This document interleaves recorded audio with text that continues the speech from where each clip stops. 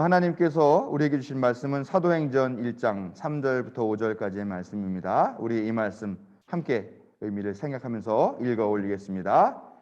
예수께서 고난을 받으신 뒤에 자기가 살아계심을 여러 가지 증거로 드러내셨습니다. 그는 40일 동안 그들에게 여러 차례 나타나시고 하나님 나라에 관한 일들을 말씀하셨습니다. 예수께서 사도들과 함께 잡수실 때에 그들에게 이렇게 분부하셨습니다. 너희는 예루살렘을 떠나지 말고 내게서 들은 아버지의 약속을 기다려라. 요한은 물로 세례를 주었으나 너희는 여러 날이 되지 않아서 성령으로 세례를 받을 것이다. 아멘. 하나님은 항상 오르십니다. 그러나 우리는 약하고 무지합니다.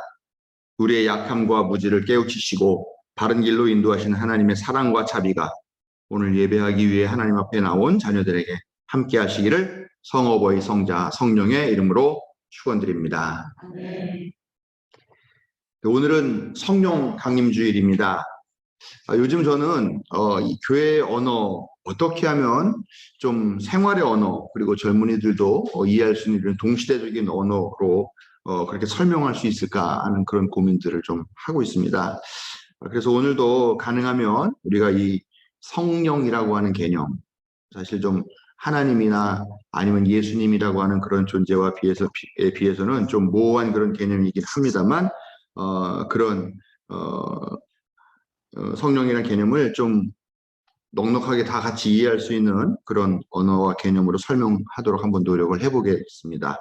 그리고 또 오늘은 평신도 주일이에요. 평신도는 누굽니까? 여기 평신도는 누구예요? 네, 우리 하목부 장로님 평신도신가요? 네. 네.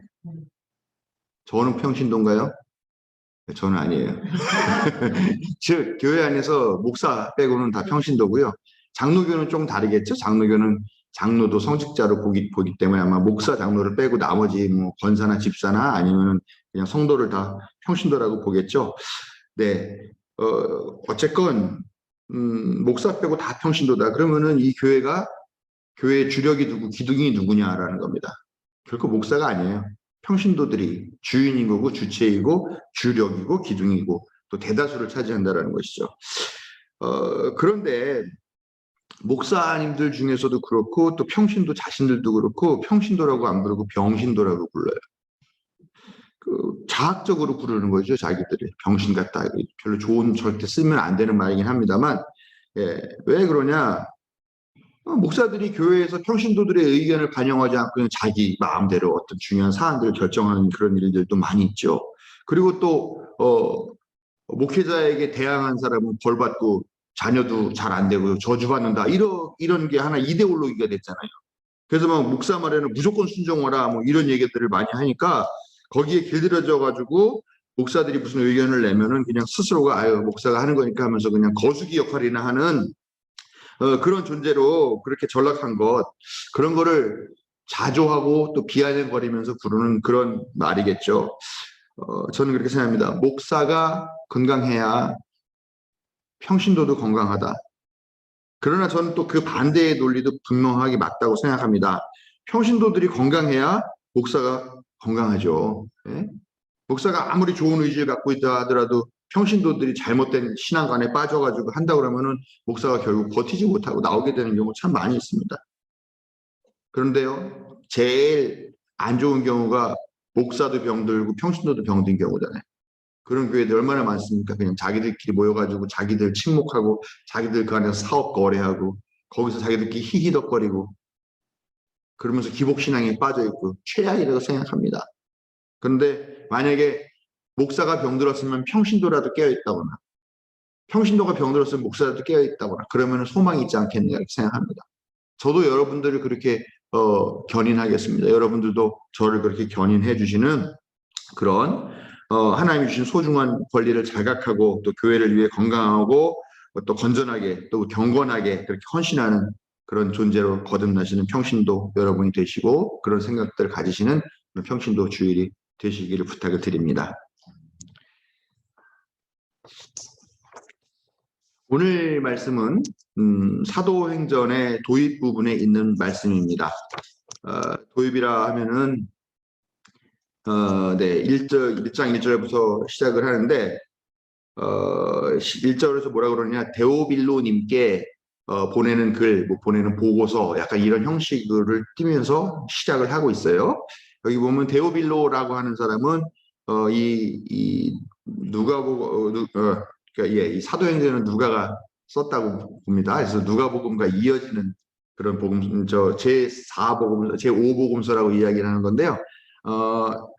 이 누가복음 공동체를 후견하는 후견이거나 아니면 뒤를 봐주는 유력한 세력가다, 그렇게 추측을 하기도 합니다. 그런데 이 글을 보내는 대상이 이름이 데오빌로예요. 근데 데오는 데오스, 하나님을 나타내는, 신을 나타내는 데오스라고 하는 말과 빌로는 필로스가 사랑을 뜻합니다. 그래서 하나님, 사랑이라는 두 단어가 겹쳐져 있는, 그렇게 만들어진 단어예요. 즉 하나님을 사랑하는 사람들이 함께 공유할 수 있는 그런 문서, 그런 말씀이다라는 것을 알 수 있죠. 이렇게 이 글의 취지에 대한 설명을 하고 나서 바로 이어지는 말씀이 바로 오늘 읽은 말씀입니다. 부활하신 예수님이 40일 동안 제자들에게 나타나시고 그들과 함께 계셨죠. 40일이라고 하는 것은 부활절 이후에 40일.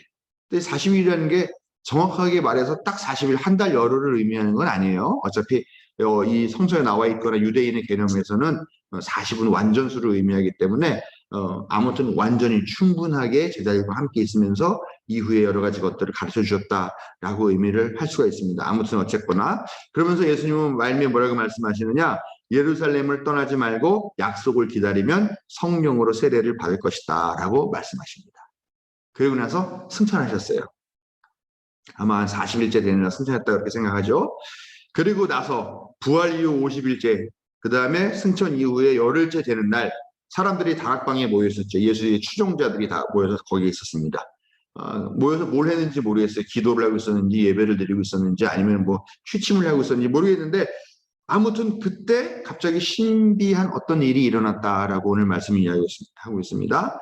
오늘 말씀이 아니라 2장부터 나오는 이야기에 대한 말씀입니다. 갑자기 세찬 바람이 부는 듯한 소리가 났다. 그 소리가 방 안을 가득 채웠다. 그러더니 또 불이 이렇게 막 붙을 때 막 이렇게 불꽃이 올라가는 것처럼 불이 갈라지는 것 같은 혀들이 각 사람 위에 내려앉았다 라고 이렇게 이야기를 합니다. 그러한 다음에 그 성령이 충만하게 된 사람들이 밖으로 나가서 여러 지방에서 온 사람들이 알아들을 수 있는 각각의 방언으로 말하기 시작했다라고 또 그렇게 보도를 하고 있습니다. 그래서 이 사건을 볼 때 보통 성령과 관련된 가장 기본적이고 대표적인 사건이라고 사람들이 생각을 해요. 그래서 지금도 많은 성도들이 성령을 받는다, 뭐 성령이 임한다라고 하는 것이 어떤 현상이냐? 신기한 현상, 기이한 현상, 아니면 어떤 특별한 능력, 그리고 놀라운 기적과 같은 그런 사건과 연관지어서 이 성령을 이해하고 있습니다. 그래서 우리가 성령 받았다라고 하는 것은 만약에 하면서 그 혀꼬부라지는 소리로 기도를 할 줄 아느냐? 그럼 또 그 말씀이, 그 혀꼬부라지는 소리라는 그 기도가 무슨 뜻인지 이해하겠냐? 그리고 또 통역할 수 있느냐? 하는 것. 그러면서 또 기도를 막 그렇게 막 랄랄랄라 하면서 기도를 하다가 그때 막 입신 들고 뭐 빙의를 하거나 환상을 보거나 하는 그런 신기한 체험이 있느냐 없느냐로 성령 받았나 못 받았냐를 평가하는 그런 지경이 되었다라는 것입니다. 그러나 전 참 그런 게 불행하다고 생각해요. 이런 현상이 일상적인 거냐? 아니라는 겁니다. 방언을 할 줄 아는 사람도 있고 할 줄 모르는 사람이 있죠. 제가 보니까 방언을 할 줄 아는 사람보다는 방언 못하는 사람이 더 많습니다. 예, 저는 합니다. 잘 안 합니다. 그렇지만 예, 그렇다고 대단한 거라고 또 생각을 하는 거예요. 방언하면. 그러나 그건 결국 그렇지 않죠. 방언이 필요한 사람에게는 방언의 기도를 주시지만 방언 기도 하지 않고도 잘 기도해 주신 사람은 방언 기도를 주시지 않더라고요. 즉 이렇게 이런 특별한 경우, 뭐 특별한 소수들에게만 일어나는 일이에요. 그러다 보니까 사람들이 오해하는 거죠. 또 이거를 부러워하는 마음들도 있는 거고, 또 반면에는 우쭐한 마음, 난 성령 받았어 이렇게 우쭐하는 그런 마음들도 있어요. 젊은 사람들이 볼 때는 다 거기 모여가지고 뭐 통성 기도하고 뭐 방언 기도하고 그러는 모습을 보면서 약간 뭐 좀 이상하다고 하기도 하고 그런 것들을 너무 열광적인 거라서 좀 꺼리게 되는 그런 경우도 있다라는 것이죠. 즉, 이 성령 강림이라고 하는 사건이 어떻게 보면 신앙의 기준이 열광적인 어떤 그런 기이하고 기적적인 놀라운 체험 이런 것의 기준이 되는 그런 사건이 돼서 어떻게 보면 요즘 시대에는 젊은이들이 교회를 더 등 돌리고 떠나가게 되는 그런 상황이 되지 않았나라는 그런 아쉬움들도 솔직히 있다라는 것이죠. 이 오늘 읽은 말씀은 아닙니다만 2장에 있는 말씀을 보면은 성령이 세찬 바람이 부는 듯한 소리로 임하셨다고 합니다. 실제로 바람이 분 것 같지는 않아요.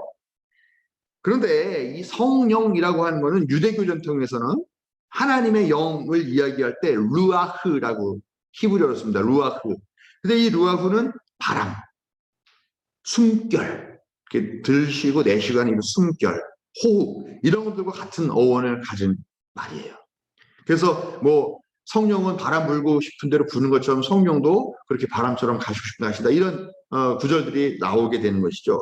이 바람과 관련된 현상을 소개함으로써 지금 예수 추종자들이 모여있는 그 자리에서 경험한 이 체험이라는 게 사실은 유대교회에서 말하는 그 바람과 같은 하나님의 영 그것이 성령과 같은 것이다라는 것을 사실 암시하고 거기에 대해서 변호하는 내용이라고 볼 수가 있어요.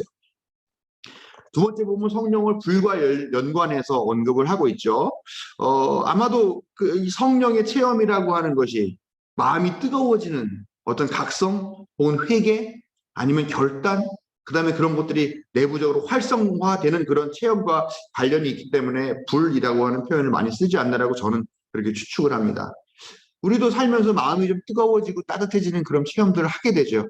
요즘은 이제 우리가 좀 많이 나이 먹고 세파에 시들어가지고 그런 경험들을 많이 하지 못하는 것 같습니다만 어떻습니까? 우리가 누군가의 말을 들었을 때 마음이 울컥하면서 뜨거워지는 그런 경험들을 한다든가 그런 경험들을 분명히 하게 되죠. 감리교회 운동을 창시했던 웨슬리 목사님도 올더스게이트가에서 우리 지난주에 웨슬리 회심기념주의를 지냈는데 그 목사님도 가가지고 하나님의 말씀 그 로마서 강해서를 읽는 것을 보면서 갑자기 마음이 뜨거워졌다 이런 체험을 하는 것이죠. 뭐 혹은 또 따뜻해졌다라고 이야기하는 사람도 있습니다.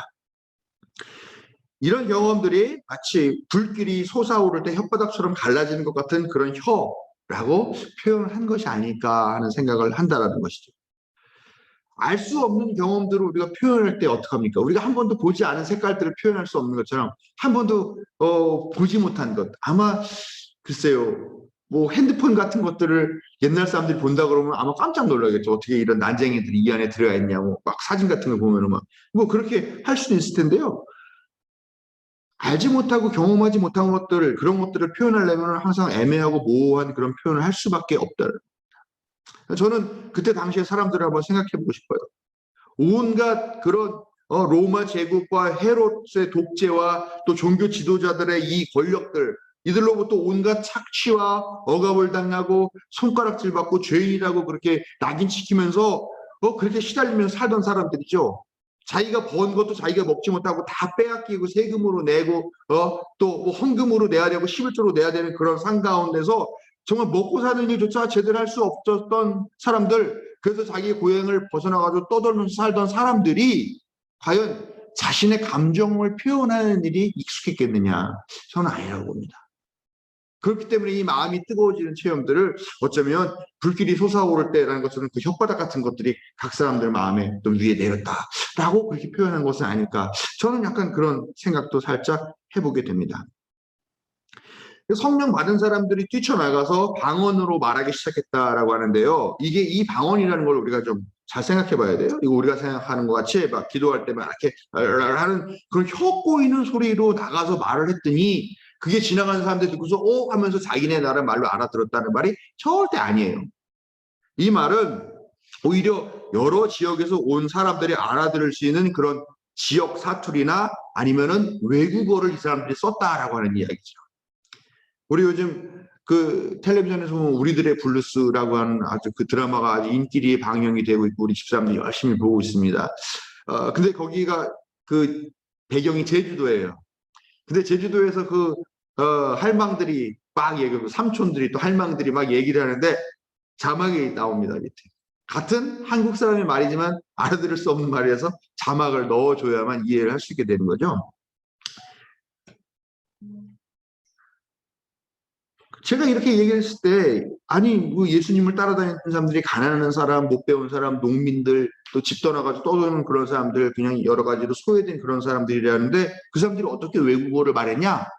이런 의문을 분명히 가질 수 있습니다. 지금 영어 잘하는 사람 어떤 사람입니까? 예? 해외 유학도 갔다 오고 또 원어민 또 그런 뭐 학원도 다니고 예? 또 뭐 특별 과외도 받고 그런 사람들이 영어를 잘하죠. 그렇게 생각하죠? 그렇죠. 한번 생각해 보십시오. 지금은 교육 수준이 많이 높아서 그렇겠지만 우리 아까 못 산다고 했을 때 60년대, 70년대 보세요. 그때 영어 누가 제일 잘했습니까? 미군 부대에 있는 그 근처에 장사하는 사람. 그 다음에 또 누가 영어 잘했습니까? 별로 좋은 표현은 아니지만 양공주라고 하는 사람들 영어 잘했죠. 예. 그래서 그 사람들 중에는 그때 나온 미군들이랑 같이 잘 관계가 잘 돼서 미국에 가가지고 살게 된 그런 사람들도 있었다라는 것이죠. 또 한국에서 영어 잘하는 사람 중에 한 사람은 어디에다 모여있냐? 이태원에 모여 있습니다. 근데 이태원에서 뭐 하는 줄 아세요? 그 사람들이요? 옷 팔고 있어요. 물건 팔고 있어요.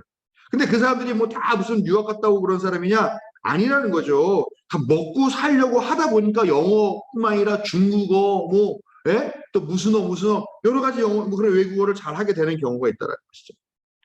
얼마 전에, 한참 전이죠. 텔레비전에 남이섬인가 어디서 과일 장사하는 아주머니가 나오는 프로를 보신 분도 있을지 모르겠습니다. 근데 그 아주머니가 외국 사람들 오면 영어로 과일을 팔아요. 중국 사람들 오면 또 중국말로 팔고, 뭐 프랑스어도 한다고 그랬나? 뭐 이건 뭐 그렇게 해요. 그래서 야, 대단하다 그랬더니 자기는 뭐 그렇게 그런 교육을 받은 적도 없고 공부를 많이 한 사람도 아닌데 오는 사람들에게 이거 과일 팔려고 한두 마디 하다 보니까 지금은 그 사람들이랑 대화도 가능한 정도로 그렇게 되었다. 이 얘기를 하는 거죠. 먹고 살기 위해서 어쩔 수 없이 외국인들과 접촉하게 된 언어의 재주가 있는 그런 민중들일 수도 있겠다. 그 민중들이 지금 예수님을 믿고 예수님을 자신들을 해방시켜 줄 사람들로 믿고 그 다락방에 와서 함께 기거할 수도 있었겠다. 그렇게 생각하면 외국어가 높은 신분을 자랑하고 자기 학벌을 자랑하려고 하는 그런 표현일 수도 있겠지만 가난하고 낮은 신분의 사람들이 정말 살아남기 위해서 익힌 어쩔 수 없는 하나의 수단이라고도 볼 수 있는 것이죠.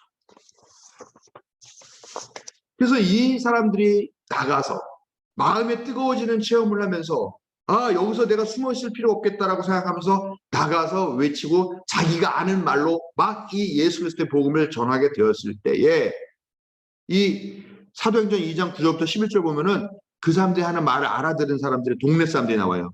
바데, 메데, 엘람, 메소포타미아, 유대, 갑바도기아, 본도, 아시아, 부르기아, 밤빌리아, 이집트, 구레네 근처, 리비아의 여러 지역, 로마, 유대 사람, 유대교를 개종한 사람, 크레타 사람, 아라비아 사람들이 다 이 말을 들었다. 알아들었다. 이 말은 뭐냐면 뛰쳐나가서 이야기하는 사람들이 이런 말을 다 할 줄 아는 사람들이라는 거죠. 먹고 살기 위해서 이 말들을 배웠던 사람일 수도 있겠다. 아니면 실제로 이 지역에서 왔다가 이 지역에 왔다가 예수님을 만나가지고 거기에 합류한 그런 외국인들일 수도 있겠다. 그만큼 예수님 따르던 이들이 했던 방언들 또 그들 자신이 여러 지역에서 온 다양한 국적, 민족, 종족, 혈통, 배경의 민중이라는 것을 의미한다는 것입니다. 저는 이 사도행전 2장에 있는 이 성령 사건으로 사람들이 뛰쳐나가가지고 방언으로 막 이야기하기 시작한 것이 중요한 사건은요.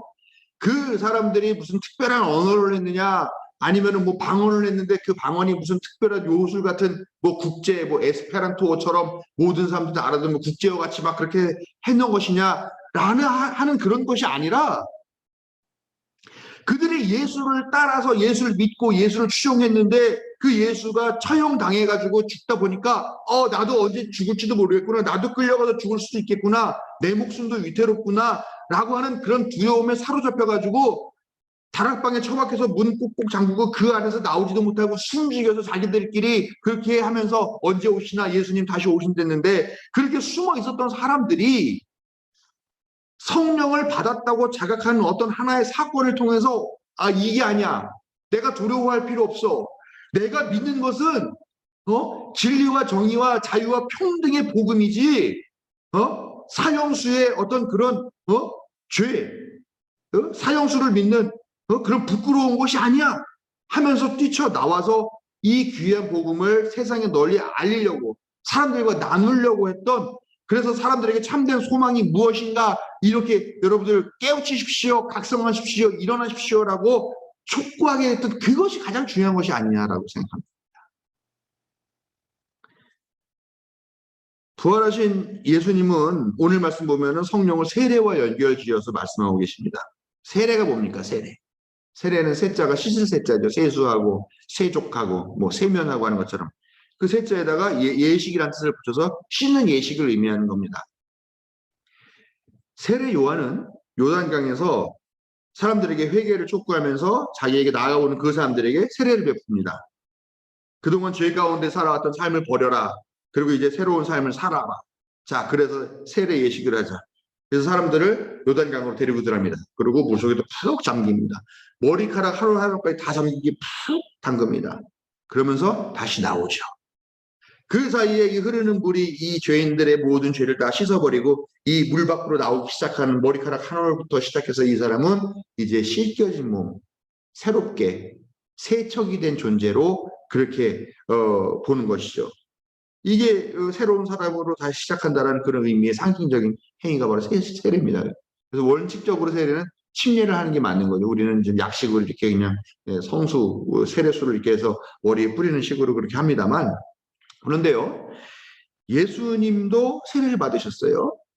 예수님도 사실은 세례 요한의 제자 중에 하나였었죠.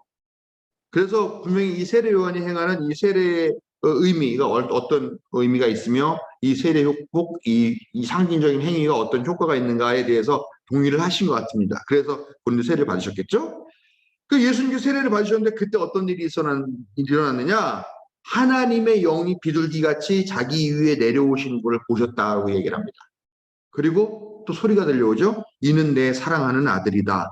내가 그를 좋아한다. 이런 하늘의 소리를 들으셨다는 겁니다. 예수님이 비로소 이때 자기 자신이 하나님의 아들이다라고 하는 그런 자각을 하신 때로 보는 거예요. 그 전에는 하나님의 아들인지 뭔지는 알 수도 있고 모를 수도 있지만 신학적으로 봤을 때는 그때 비로소 자각을 하고 공생애의 활동을 시작하셨다라고 하는 시점으로 보고 있다는 것이죠. 그런 세례는 그런 의미가 있는 것입니다. 그런데 예수님은 이 세례 요한이 주는 세례, 이 물 세례의 한계를 분명히 알고 계셨던 것 같아요. 물의 세례는 씻어내는 것밖에 못해요. 즉 겉껍데기만 깨끗해지는 것이죠. 겉 외모만 깨끗해지는 것이죠. 상징적으로만 깨끗해진다는 것이죠. 그 안까지는 깨끗하지 못해요. 다시 더러워질 수밖에 없죠. 그런데 예수님은 불같은 성령의 세례를 말씀하시는 거죠. 우리가 성서에 보면은 뭐 금과 은을 연단한다라고 하는 이야기가 많이 나오고 있어요. 연단도 씻는다라는 의미도 있지만 또 거른다라는 의미가 있어요. 불순물이 섞여 있는 그 금을 불에 태우고 녹이고 하면 어떻습니까? 불순물은 다 타버리고 순전하게 99.999%의 정금만 남게 되는 것이죠. 이 성령의 불같이 다 불순물을 태워버리는 그런 세례가 필요하다. 물의 세례는 다시 더러워질 수 있죠. 그렇죠. 우리 세례 받고 다시 또 변화되지 못한 삶으로 다시 돌아가고 옛날의 삶으로 돌아간 사람들이 얼마나 많이 있습니까? 성령의 세례는 다른 거예요. 다시 더러워질 수 없는 순수한 존재, 본질적이고 원초적이고 어떻게 보면 불가역적, 되돌릴 수 없는 것 같은 그런 변화를 받는 그런 세례, 그것을 바로 성령의 세례라고 예수님은 보셨다라는 것입니다. 예수님은 하나님의 약속을 기다리는 사람은 성령으로 세례를 받을 것이다 라고 그렇게 말씀하셨습니다. 성령으로 세례를 받는 사람은 전혀 새로운 인격으로 태어나는 것을 말합니다. 두려움에 떨면서 숨어있던 사람들에게 성령의 세례가 내리면 두려움이 사라지고 용기 있게 거리로 뛰쳐나오게 됩니다. 당장 자기만 살아남는 것도 버거운 그런 인생들이 있죠. 왜냐, 가진 것도 없고 능력도 없고 그래요, 나 하나 사는 것도 힘들어. 그런 인생들이 이 성령의 세례를 받자 어떻게 됐습니까? 다른 사람들 생각하게 된다는 겁니다. 이 복음을 나눠 가질 생각을 하는 겁니다. 이 새로남의 복음을 전하고 싶어하는 마음이 생긴다는 겁니다. 가진 것 없이 떠돌던 그 사람들이 가진 것 없는 그것도 기꺼이 나누면서 자기 공동체 안에서 그렇게 같이 사용하자고 내놓게 되더라라는 겁니다. 완전한 변화예요. 두려움의 종이 이제는 해방의 종이 되고 기쁨의 종이 되는 그런 일들이 나타났다는 거죠. 전혀 새로운 사람이 됩니다. 이것이 성령으로 세례받는 사건의 가장 기본적이고 가장 원초적인 현상이라고 하는 것을 우리가 기억해야 됩니다. 지금 우리는 어떤 삶을 살고 계십니까? 아마 삶의 여러 가지 어떤 그런 면에서 위기와 위협, 또 알게 모르게 느끼는 그런 억압들, 그런 스트레스들 앞에서 두려워 떨고 눈치 보면서 살아가고 있는 그런 사람들도 있을 겁니다. 내 삶만으로도 벅차서 허덕이며 이웃의 형편에는 눈을 감고 외면하는 그런 경우가 있습니까? 만족함이 없이 불평불만으로 살고 있는 그런 삶이 있습니까? 하나님의 인도하심을 믿지 못해서 물질을 의지하는 그런 삶을 살고 있지는 않습니까? 삶의 의미를 찾지 못해서 허무한 것들을 생각하면서 허무한 것들을 들여다보면서 그렇게 매일매일을 보내고 있지는 않습니까? 그렇다면 성령의 세례를 간절히 구하십시오.